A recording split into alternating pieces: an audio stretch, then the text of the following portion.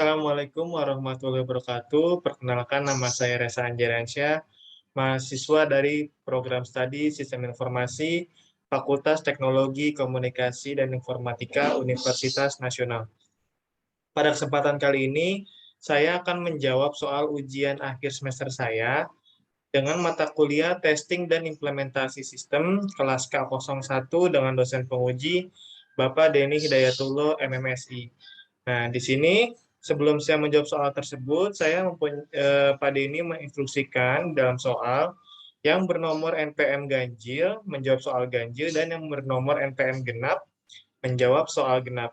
Di sini ada 12 soal, berarti saya nomor ganjil yaitu nomor 1, 3, 5, 7, 9, dan 11.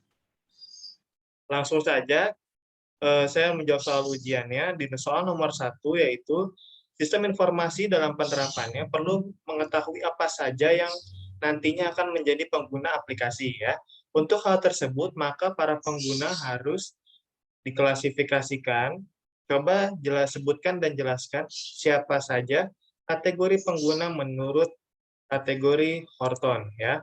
Lanjut saja yang jawaban nomor 1. Jadi klasifikasi itu klasifikasi penggunanya yang digunakan berdasarkan kategori Horton ada 4 ya, ada 4. Nah, yang pertama itu ada pemakai baru. Pemakai baru adalah pemakai yang tidak mengetahui sintak ya. Sintak mengenai komputer dan perangkat lunak ya, serta pengetahuan yang minim tentang tugas yang dibebankan. Yang kedua, ada pemakai kadang-kadang ya. Pemakai kadang-kadang itu adalah pemakai yang mengetahui cara bekerja dengan sistem pada suatu saat. Namun, terkadang lupa akan perintah dan prosedur esensial. Dan yang ketiga, itu ada pemakai transfer. Nah, pemakai transfer ini adalah pemakai yang telah mengetahui cara bekerja dengan sistem, mereka tinggal mencoba mentransfer pengetahuannya ke sistem yang baru. Dan yang terakhir, yang keempat, yaitu pemakai ahli. Jadi pemakai yang memahami cara bekerja dengan sistem yang baru maupun dengan sebagian besar sistem-sistem yang lain. Tuntutan utama mereka adalah waktu respon yang cepat. Nah, itu jawaban nomor 1. Selanjutnya saya menjawab soal nomor 3. Soal nomor 3 yaitu coba jelaskan yang dimaksud dengan dokumentasi perangkat lunak internal dan eksternal. Nah, lanjut saja untuk soal nomor 3 jawabannya. Dokumentasi internal. Jadi dokumentasi internal itu adalah fitur pemahaman kode yang tersedia sebagai bagian dari kode sumber itu sendiri ya. Jadi dokumentasi internal disediakan melalui modul header yang sesuai dengan komentar tertanam pada kode sumber. Jadi dokumentasi internal juga disediakan melalui nama variabel yang berguna ya, dengan header modul dan fungsi, identasi kode, penataan kode, penggunaan tipe enumerate, dan pengenal konstan, penggunaan user define jenis data, dan sebagainya.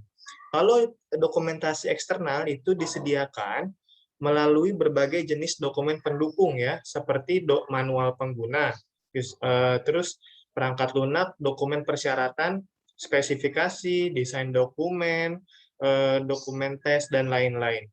Sebagai perangkat lunak sistematis pengembangan memastikan bahwa semua dokumen-dokumen ini diproduksi secara teratur. Itu jawaban nomor 3. Nah, selanjutnya saya menjawab soal nomor 5 dengan soal sebutkan dan jelaskan komponen strategi pada integration testing. Ya.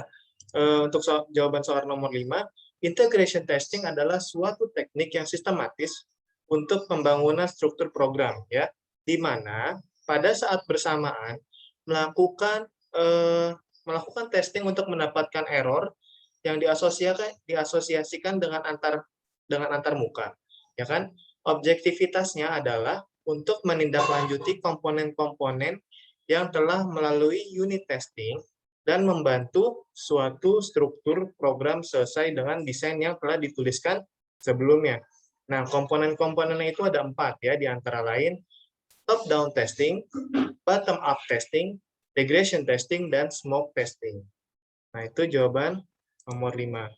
Nah, selanjutnya saya menjawab soal nomor 7 dengan soal, ketika melakukan implementasi sistem, ada berbagai cara. Ya. Coba jelaskan yang pertama, dalam kondisi apa pengembang sistem melakukan implementasi sistem dengan secara paralel, dan yang kedua, dalam kondisi apa pengembang sistem melakukan implementasi sistem dengan mengambil keputusan cutover, ya.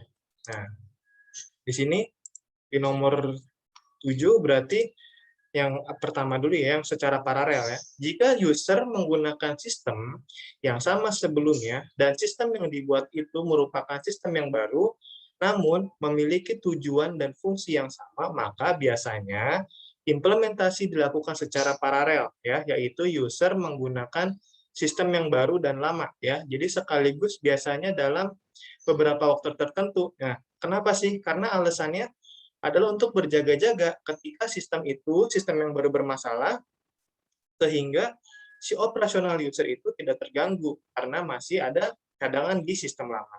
Nah, kalau misalnya yang cut over ya, yang cut over itu jika user sudah percaya pada sistem baru dan data dari sistem lama sudah diimigrasikan ke dalam sistem baru, maka si pengembang atau developer dapat memilih opsi implementasi cut off ya. Jadi yaitu langsung mematikan sistem lama dan user menggunakan sistem baru untuk operasionalnya.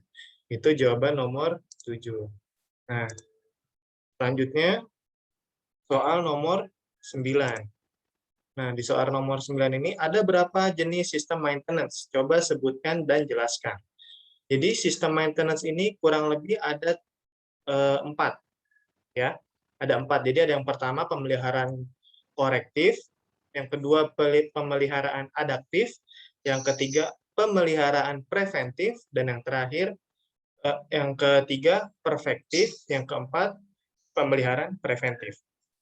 Jadi kalau yang kolektif itu adalah bagian pemeliharaan sistem yang tidak begitu tinggi ya, tidak begitu tinggi nilainya dan membebani. Karena pemeliharaan ini mengkoreksi kesalahan-kesalahan yang ditemukan pada sistem yang sedang berjalan. Nah, kalau misalnya pemeliharaan adaptif itu dilakukan untuk menyesuaikan perubahan dalam lingkungan data atau pemrosesan dan memenuhi persyaratan pemakai baru. Nah, kalau misalnya pemeliharaan perfektif atau penyempurnaan itu mempertinggi cara kerja atau mentabilitas ya, kemampuan yang akan dipelihara. Tindakan ini juga memungkinkan sistem untuk memenuhi persyaratan pemakai yang sebelumnya tidak dikenal.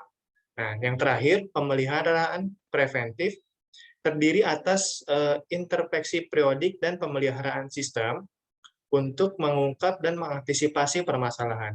Karena apa? Karena personil pemeliharaan sistem bekerja dalam sistem ini. Mereka seringkali menemukan cacat-cacat, bukan kesalahan yang sebenarnya, yang menandakan permasalahan potensial. Jadi sementara tidak memerlukan tindakan segera gitu ya. Cacat ini juga bila tidak dikoreksi di tingkat awal, jelas sekali akan mempengaruhi baik fungsi sistem maupun kemampuan untuk memelihara dalam waktu dekat. Itu dia jawaban nomor 9. Dan jawaban terakhir, pertanyaan terakhir di nomor 11, yaitu sebutkan dan jelaskan 4 pendekatan ya dalam operasi pengkonversian sistem baru. Nah, di sini nih yang jawaban nomor terakhir itu dalam pengkonversian sistem yang baru itu ada 4. Yaitu yang pertama instalasi langsung atau konversi langsung, yaitu mengganti secara langsung sistem lama dengan sistem baru. Dan yang kedua, instalasi paralel atau konversi paralel. Jadi sistem lama itu ya dan baru dijalankan secara bersamaan ya, sehingga pihak manajemen memutuskan sistem lama dapat ditutup gitu ya. Dan yang ketiga, instalasi hanya satu lokasi atau konversi pilot ya. Konversi pilot ini sistem dicoba ya, terus jalankan pada satu lokasi ya kan. Dan staf berpengalaman atau senior dapat memutuskan ya jika dan bagaimana sistem baru seharusnya digunakan di seluruh organisasi. Nah, yang terakhir ada instalasi bertahap atau konversi phase in. Jadi konversi phase in ini proses perubahan dari sistem yang lama ke sistem yang baru ya, dan dilakukan secara bertahap dari mulai dengan hanya memiliki satu atau lebih sedikit komponen fungsionalitasnya dan secara gradual berkembang hingga ke seluruh sistem. Nah, itu dia jawaban ujian akhir semester saya dengan mata kuliah, testing, dan implementasi sistem. Mohon maaf apabila ada kurang dan salahnya. Wabillahi taufiq wal hidayah. Wassalamualaikum warahmatullahi wabarakatuh.